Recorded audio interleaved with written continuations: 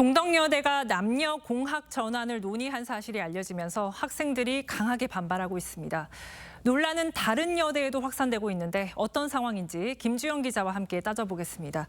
김 기자, 동덕여대 상황이 굉장히 심각했다고 하는데 어땠습니까? 네, 동덕여대 학생들이 이틀째 본관 건물을 점거하고 시위를 벌이고 있습니다.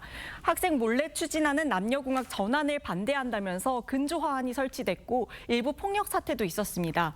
동덕여대 측이 9월 말부터 2040년을 위한 중장기 계획을 세우는 회의를 시작했는데 이 회의에서 일부 교수진이 남녀공학 전환 아이디어를 냈고 이걸 학생들이 뒤늦게 알게 되면서 논란이 시작됐습니다.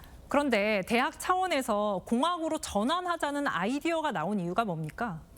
네, 가장 큰 이유는 저출산으로 학령 인구가 줄어들면서 각 대학들이 경쟁력 강화를 고민해야 하기 때문입니다. 현재 일반 대학 전체 신입생 정원이 33만 명 정도인데요. 2018년부터는 태어난 아이 수가 33만 명이 안 됩니다. 사립대학들은 학생은 줄어드는데 등록금은 15년 이상 동결 상태라 재정 상태도 악화돼 혁신 방안이 필요하다는 입장입니다. 네, 어쨌든 동덕여대 측은 현재까지는 공학 전환이 아직 확정된 사안은 아니라는 입장이죠. 학생들이 반발하는 가장 큰 이유가 뭐예요? 네, 동덕여대 총학생회는 여성 교육이라는 설립 이념을 내세운 학교가 그간의 역사를 스스로 망치려고 한다고 비판했는데요. 아직 노동시장에 여성 차별이 있고 여성 혐오 범죄가 많이 일어나는 사회에서 이 문제에 대해서 터놓고 연구할 공간으로서 여대가 꼭 필요하다는 입장입니다. 여기다 논의 과정도 학생들에게 공개하지 않고 비민주적으로 진행하고 있다고 지적했습니다. 학우분들께서는 이 자유롭게 여성 인권을 대해서 얘기를 하고 크게 얘기할 수 있는 장소가 사라진다라고 생각을 하여서 반대를 하는 이유가 있습니다. 네, 동덕여대에서 시위가 시작이 됐는데 다른 여대로도 번지는 분위기라고요. 네, 성신여대 총학생회도 오늘 집회에 들어갔는데요. 성신여대가 내년도 외국인 전용 국제학부에 남학생도 지원할 수 있게 한 것에 반대한다고 밝혔습니다.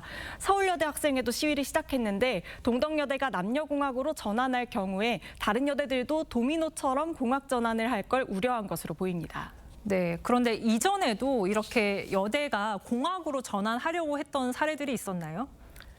네, 1990년대 성심여대, 효성여대, 상명여대 등이 당시 학력 인구가 줄고 여건이 신장됐다는 이유로 공학으로 전환을 했습니다. 덕성, 숙명, 성신여대도 남녀공학 전환을 검토했던 적이 있었는데 학생들이 반대하면서 무산됐습니다.